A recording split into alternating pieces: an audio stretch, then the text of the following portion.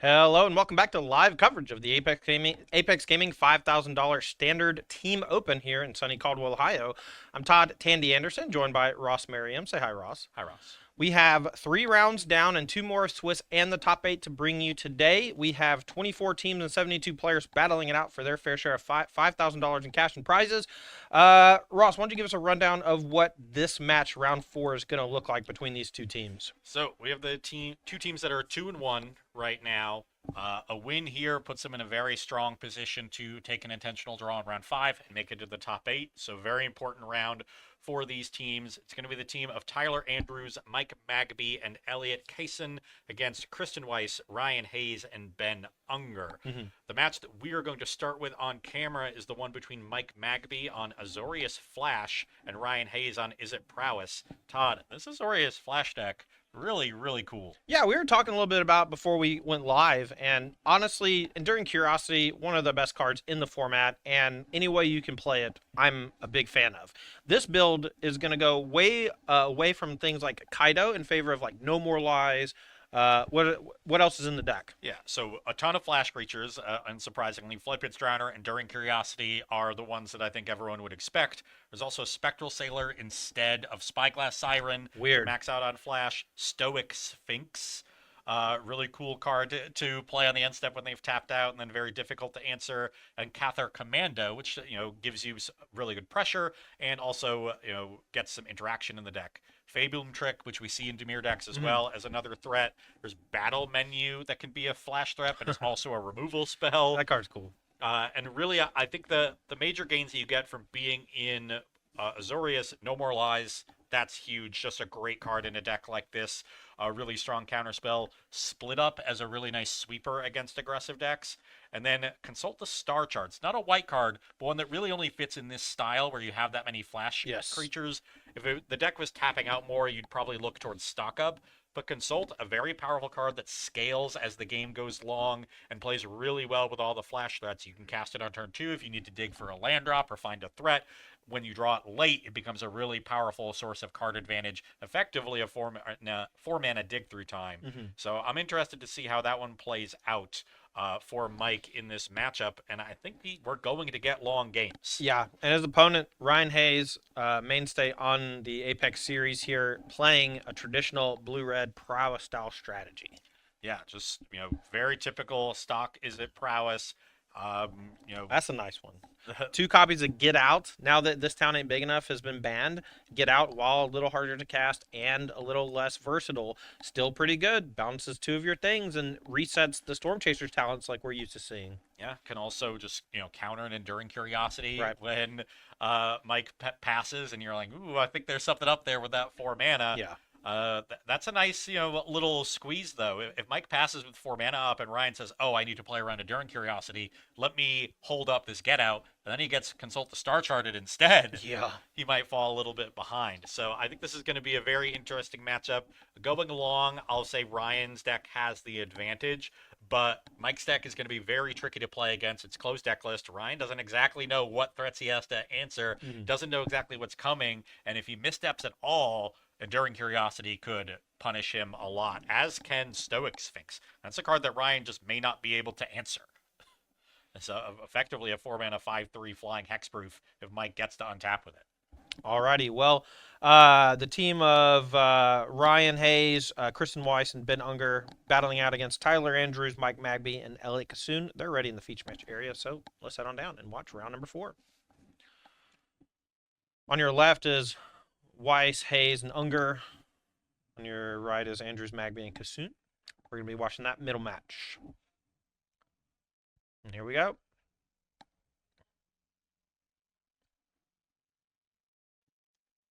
Magby going to be on the play. Leads with Meticulous Archive. Top card. Stays on top. Going to pass back.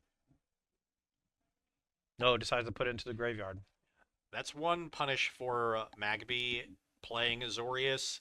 That's one of the color combinations that both lost its fast land but didn't gain a shock land. So he has quite a few ETB tapped lands in this mana base to make sure he hits his colors. 4 copies of Meticulous Archive and 4 Restless Anchorage.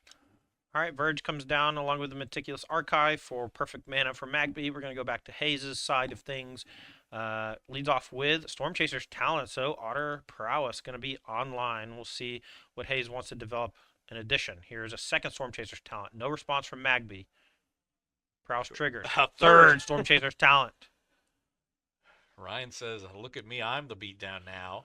And now, considering using a counterspell on this extra Storm Chaser talent, and does. No more lies. But Prowess for 3 comes across, and 2 Otters still in play. If you're Magby, you just can't fall that far behind. You have to point your counterspell at anything you can. It's not ideal to play a 2-mana counterspell on one of the spells that Ryan played that turn. You'd rather got his full turn.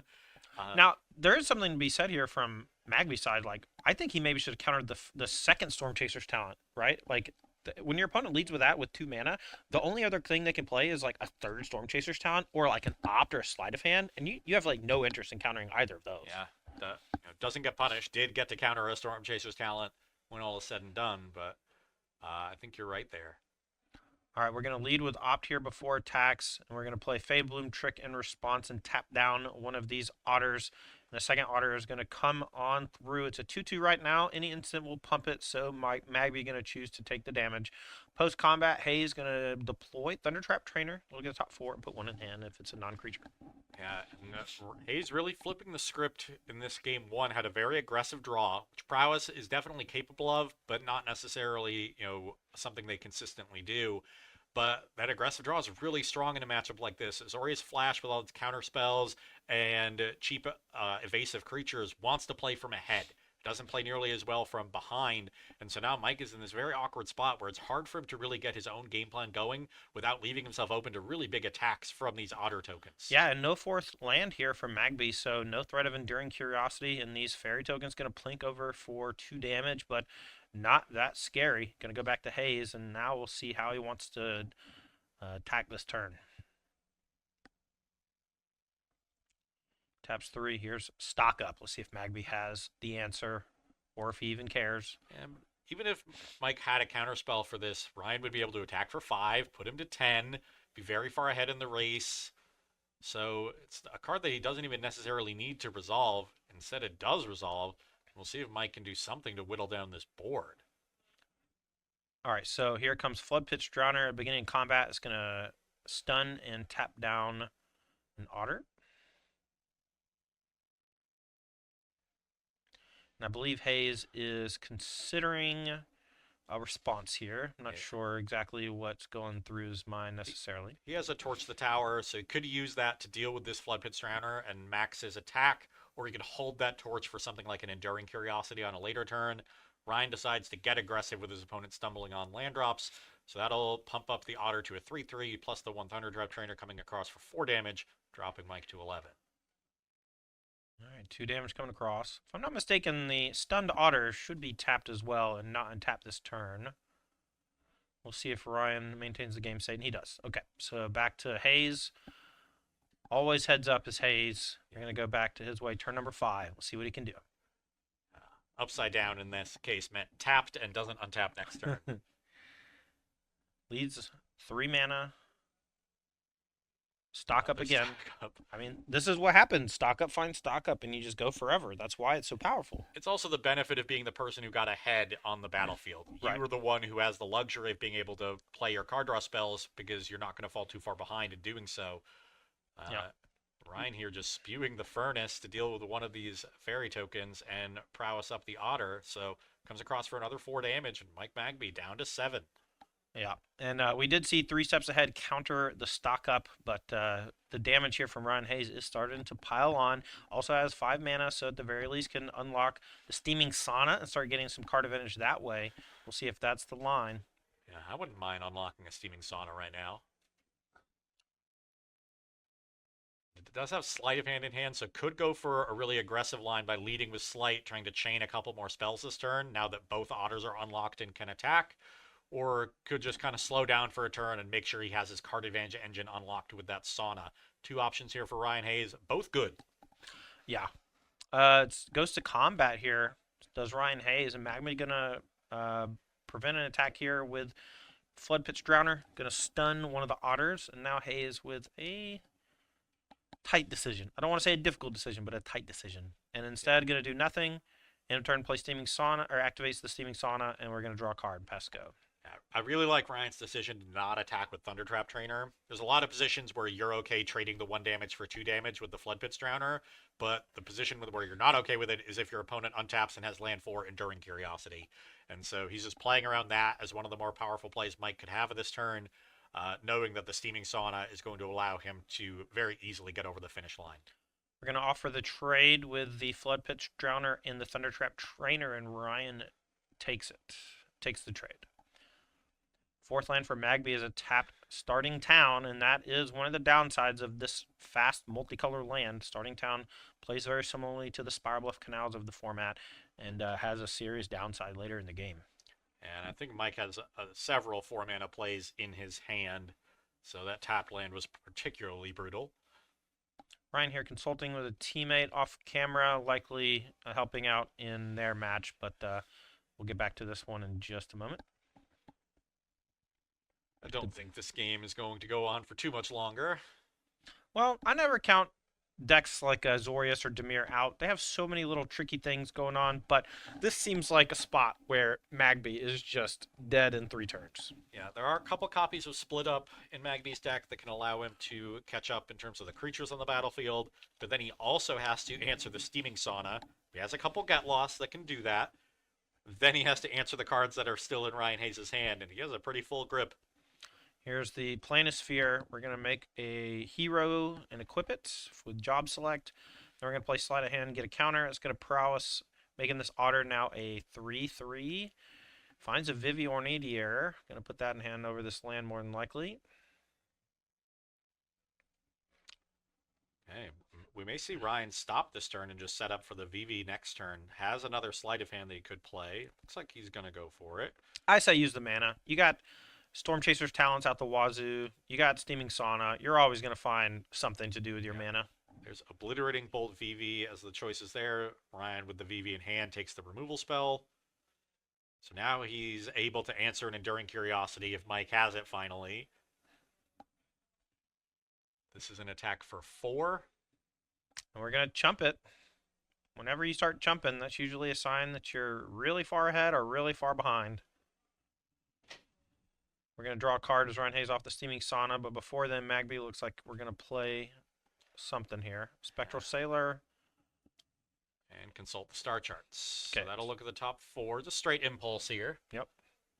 Top 4, put 1 in hand. Find Split Up.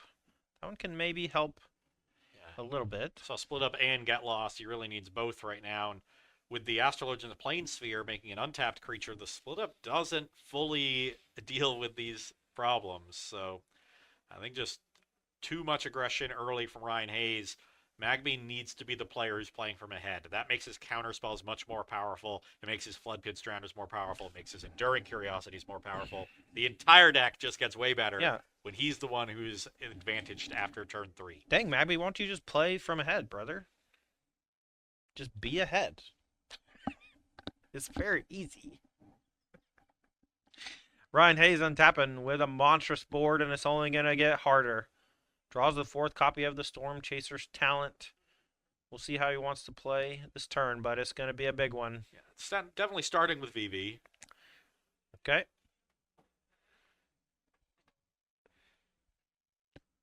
And I think we're going to see 3 lethal attackers. Yeah, we might not even need to attack. We're going to deal damage with the VV. And that is going to maybe allow us to generate some mana here in just a minute. And I don't know if we'll be able to play 6 spells, but I see a Get Out in hand, and that can bounce 2 copies of Storm Chaser's Talent. And, I mean, that's very close to enough, if not enough. Yeah, 3 spells should be enough, because that gets Magby into range where all 3 of the creatures that can attack are lethal. Don't think Magby will be able to stop all of them. Maybe a Fabloom trick, but that doesn't really gain him any traction. It just fogs the turn. All right, well, here comes...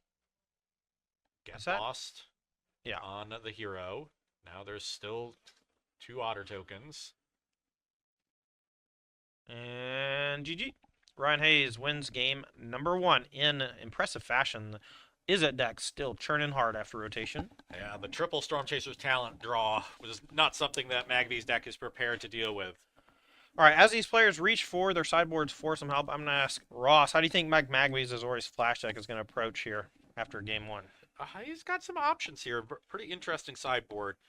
He has 2 Day of Judgment, 3 Elspeth Smite, 2 Exercise, 2 Kutzel's Flanker, 2 Negate, 3 Rest in Peace, and 1 Split Up.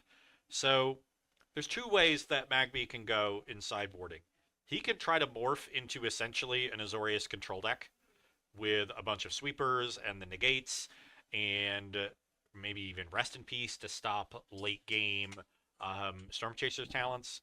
Maybe not all 3 Rest in Peace, but like 1 or 2. Or he can stay aggressive, bring in something like Elspeth's Smite and Exercise to try to answer some of these creatures and, be able to stay at parity and not fall behind early and keep more of his own creatures in. I could see him going either way. I think the negates will come in regardless. I think the exercises will also come in regardless because the enchantments are such a powerful part of the late game for Izzet Prowess. It's a little annoying dealing with like a roaring furnace that has already killed a creature, but stopping steaming sauna is just that important. And sometimes you can get, a big hero token or a big VV later in the game as well. But the real question for me, we'll know more after when the game starts. Like how many of these sweepers come in is the big question. All right, on the other side of the table, we got Ryan Hayes playing the baddie of the format, Izzet Prowess. How's he going to sideboard against this unique Azorius flash deck? So Ryan's sideboard is 2 Abrade, 1 Agatha Soul Cauldron, 2 Annul, 1 Disdainful Stroke, 2 Enduring Curiosity, 2 Fire Magic, 1 Flash Freeze, 1 Ghost Vacuum, 1 Ral Crackling Wit, 1 Spell Pierce, and 1 Twin Maw Storm Brood.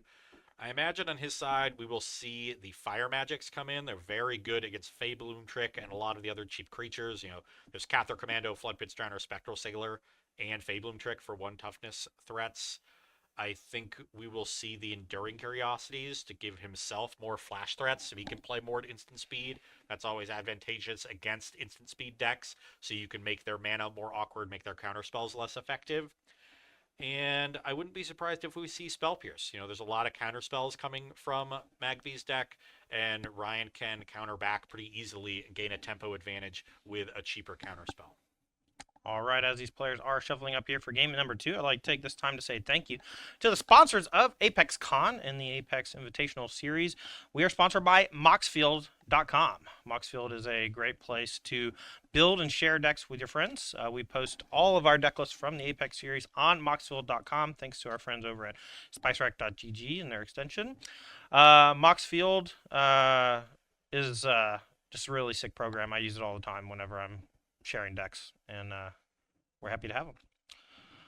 Players are just about ready for game number 2, so let's head on down to the match and get ready for game number 2. Hayes going to be on the draw after winning game number 1. We'll see if his opponent Magby can get off the ground running quickly.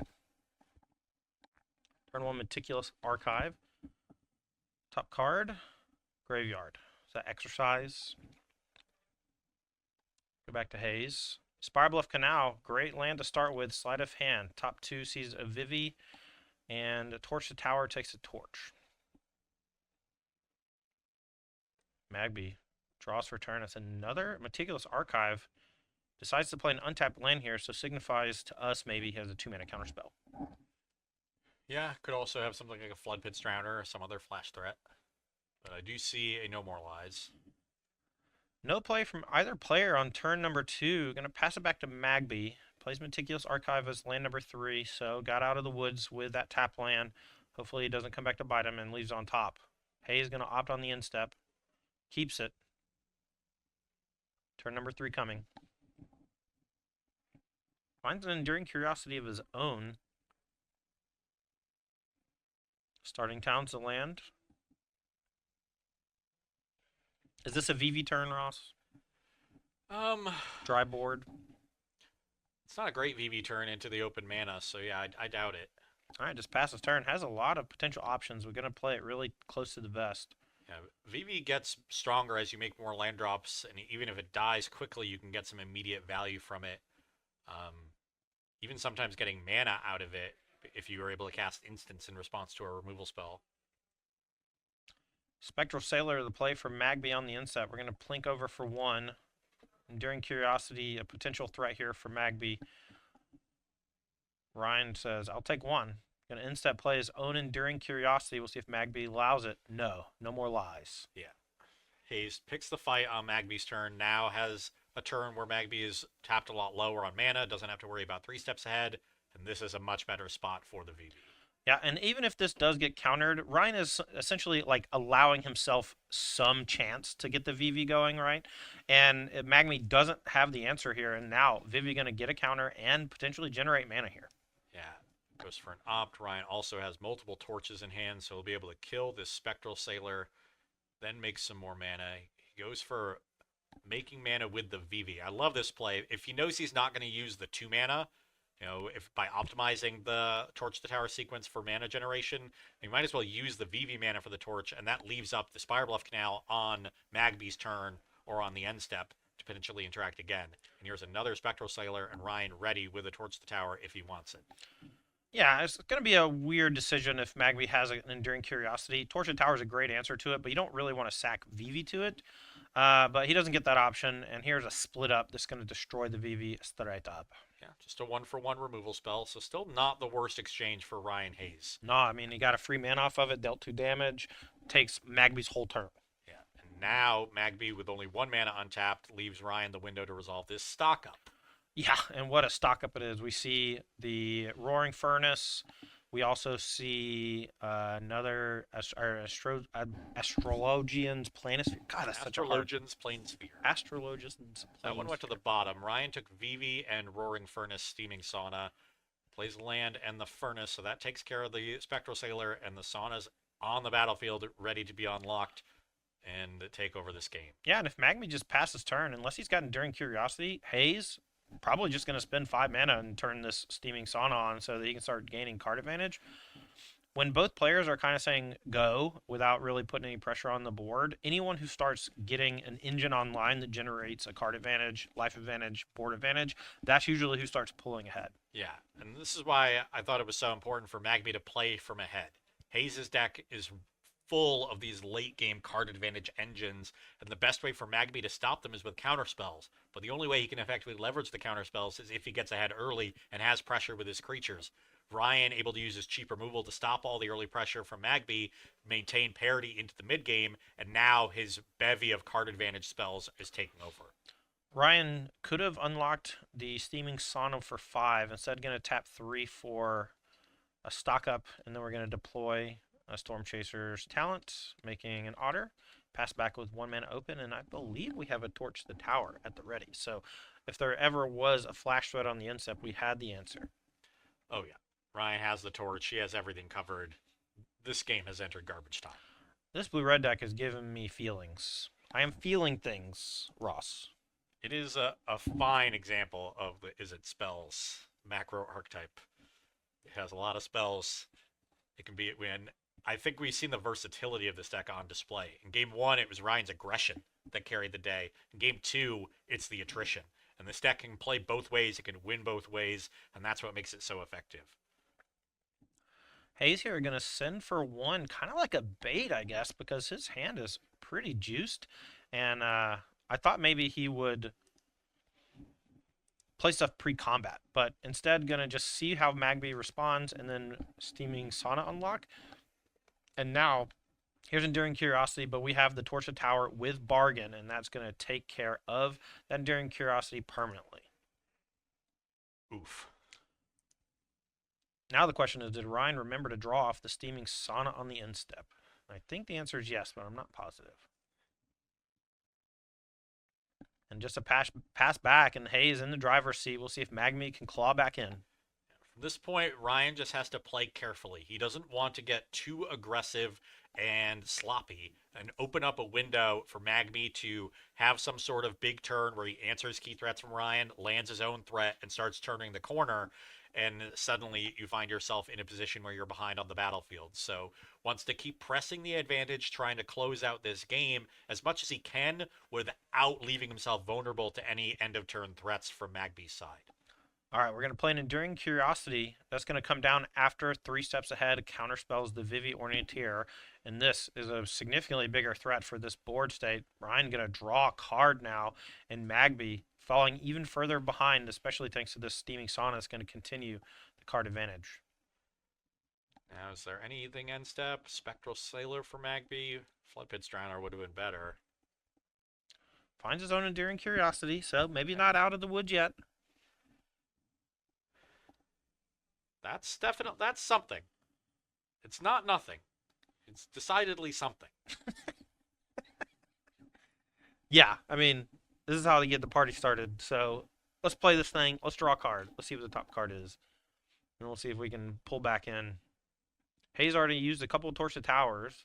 We know his deck's chock full of interaction. Counter spells, bounce spells, removal spells. But not many cards to work with for Magby. So, yeah, doesn't even get aggressive this turn. But he's got to understand that playing defensively from this position is not going to work. Ryan is drawing 2 cards a turn. Minimum. So if he wants to just try to trade off creatures here, 1, it's going to be difficult because the Spectral Sailor is never trading for anything. And 2, like, Ryan could just have removal for the Enduring Curiosity.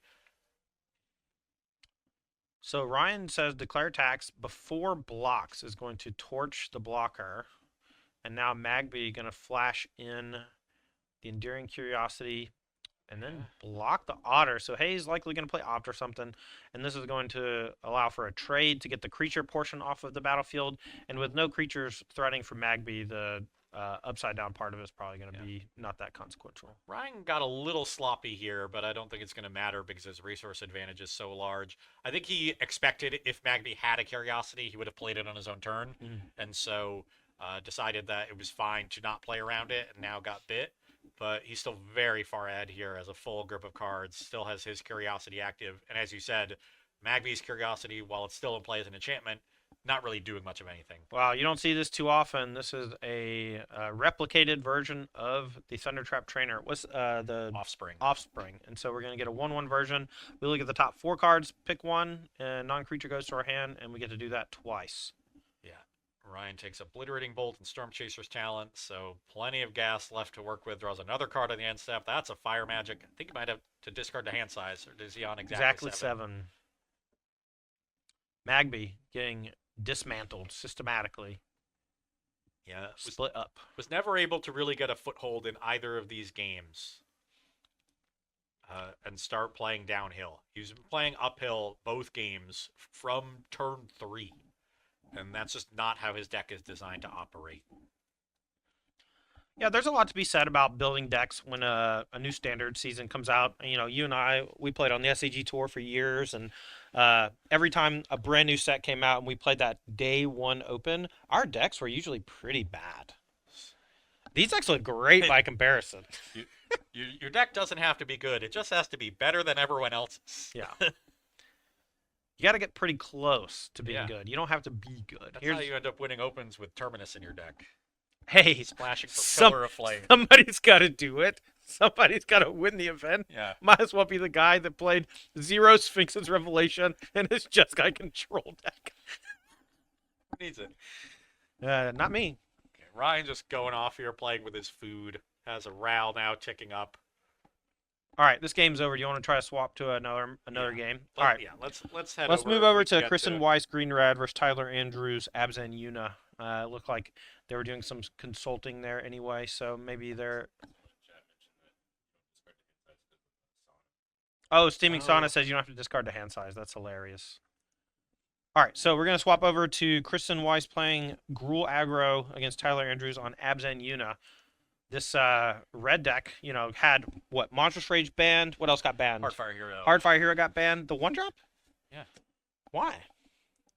Why'd they ban that one instead of Emberheart Challenger? Emberheart Challenger is way better. There's a lot of other good 2s. Not many other good 1s. We'll see. All right, well, we're underway here. Pretty deep in this game. We'll get game count updated, life totals updated in just a sec. Our spotters still on the previous match, but we know they're in garbage time, so we'll try to get them swapped over. Okay. Now, life total is going to be very important here because Tyler had a reasonable start here with the Seam Rip and the Dredger's Insight and then ramping on 3, but Kristen also curving out nicely 1, 2, 3. Didn't have anything to do on turn 4, so that's got to be advantage Tyler, where Kristen wasn't able to follow up with any more pressure after the Screaming Nemesis. All right, this new portable hole 1-drop, what's it called? Seam Rip. Seam Rip. Pretty sick. Pretty sick card. When you rip open the seam, there's another hole there, so it fits another 2-mana value permanent. Okay. Oh, so Heritage Reclamation deals with the seam rip, gets Kristen's Ghost Vacuum back, and that will stop this Yuna. Very nice sequence from Kristen. We're going to go back to her side of things. Andrew's down to just 10 life. Yeah, so it wasn't that she didn't have any more pressure, it's that she knew that this was the Yuna turn, so she had to play more disruptions. So heads up play there for Kristen, knowing that's the turn she had to leave up the Reclamation. What's the card she cast? The green card? Heritage Reclamation. Very cool. Naturalize or exile a card from the graveyard, draw a card. Oh, nice. Now, this Yuna is still a bit of a problem. It's a 3/5. Doesn't have Lifelink, Trample, and Ward 2 on Kristen's turn, so she doesn't have to worry about the keywords, but a 3/5 is still a formidable blocker. All right, Kristen going to take a damage here to tap Starting Town for green, and we're going to give a big buff here. This is the +3/+3. Yeah, Overprotect is +3/+3, Nice. Trample, Hexproof, and Indestructible. So Overprotect is going to allow this to go over the top of the Yuna, which I believe is only a 4/5. It's a 3/5, so 3/5. 6/6 Emberheart Challenger will trample over for 1, +3 damage coming from the Screaming Nemesis. This is working out beautifully from Kristen. She took the 1 turn off to stop the Yuna's trigger, was able to then kill the Yuna immediately with the Overprotect, so there's no worry in the following turn, and even generated an extra card off of the Valiant trigger, finding another copy of Emberheart Challenger. Yeah, and can safely tap out now thanks to the Ghost Vacuum being 0 mana to activate, and the Yuna on the other side is not quite as potent here. Yeah, now, what can Tyler have here to get back into the game? Pinnacle Star Cage would be pretty solid. Oh, yeah, the replacement temporary lockdown. Yeah, that'll answer the Ghost Vacuum and the 2 Emberheart Challengers, but I don't think he has it. Looks like just a Seam Rip, so he gets his choice of one of those 3 permanents. Of course, can't target the Screaming Nemesis since that is mana value 3. Yeah, goes for the creature since he's so low on life. Life totals, I don't think are accurate, but I'm not 100%. We'll try to get that fixed for you, as well as the game count whenever we can. With teams, we're bouncing between matches. Our spotter's having some difficulty. Okay, just the Seam Rip for Tyler Andrews, and this now leaves a pretty big window for Kristen to try to close out this game. I see an Innkeeper's Talent in hand. That'll be a great play this turn with the other Emberheart Challenger. And teammate Ryan, I think, pointed to multiple cards in the hand. So yeah, another Emberheart. So this is 10 damage.